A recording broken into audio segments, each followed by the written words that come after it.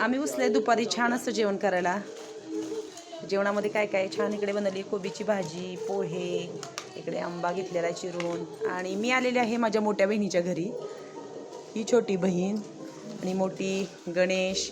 तर दादू कुठे गेला? इकडे मस्त कारल्याची भाजी बनवलेली आहे आणि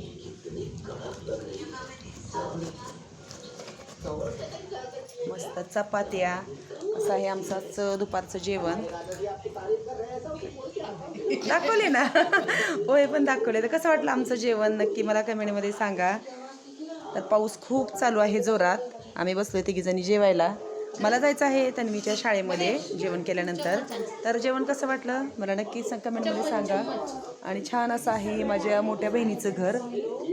गेल्या वेळी तुम्हाला खूप आवडलं होतं, मला कमेंटमध्ये तुम्ही बोलले होते घर खूप छान आहे तुमच्या बहिणीचं. तर कसा वाटला व्हिडिओ नक्की सांगा. भेटूया पुढच्या छान आहे का छोट्या व्हिडिओमध्ये.